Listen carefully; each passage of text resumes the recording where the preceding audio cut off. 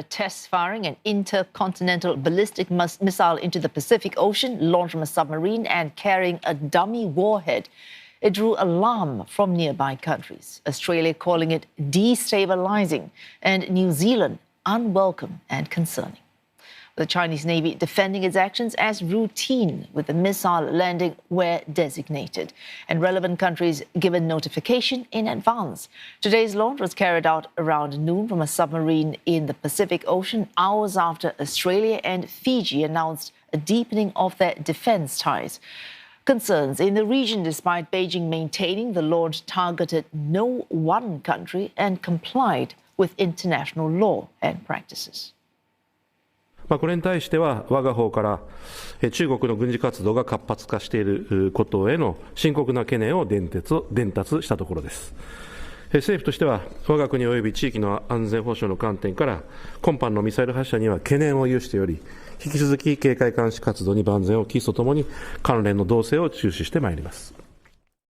Australia has been clear that this proposed test is in the context of a rapid military build-up by China, which is lacking in the transparency and reassurance as to intent that the region expects.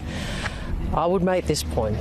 The Pacific Islands Forum leaders have made clear that they want the Pacific to be an ocean of peace. We believe this test is inconsistent with that objective. CNA correspondent Deborah Wong with a possible messaging from Beijing.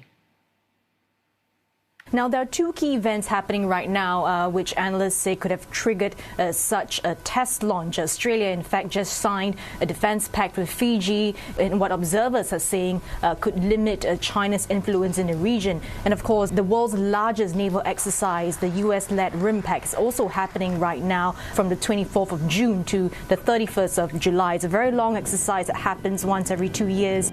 Given the timing, right now the RIMPAC exercise is occurring, and during this time, China is trying to flex its military muscles, highlight the point that the island chain system and the US-led alliance system in the Asia-Pacific cannot contain China's military capability. Also at this time, we are seeing the US is stuck in a military setback in the Middle East. So China is also trying to test US reactions and the strength of its alliance systems. China rarely conducts tests in international waters. It normally does so in its own territory. So such a move this time round again is sure to attract a lot of international attention, scrutiny over what was launched, how and where the test was conducted. New Zealand says the projectile was fired by China into the South Pacific nuclear-free zone. So what is behind the backlash? And why does this area matter? The South Pacific Nuclear-Free Zone was created under the Treaty of Rarotonga, which entered into force in 1986. It encompasses Australia, New Zealand and the South Pacific Islands. The pact was largely born out of concerns over decades of nuclear testing by larger powers. Its core tenet prohibits members from the use, the testing and possession of nuclear weapons within the boundaries of the zone. China committed to parts of the treaty the year after its establishment.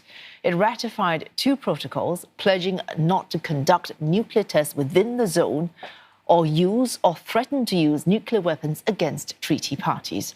Prohibitions under the pact are focused on nuclear explosive devices, but China's test of a missile from a nuclear-powered submarine is raising alarm.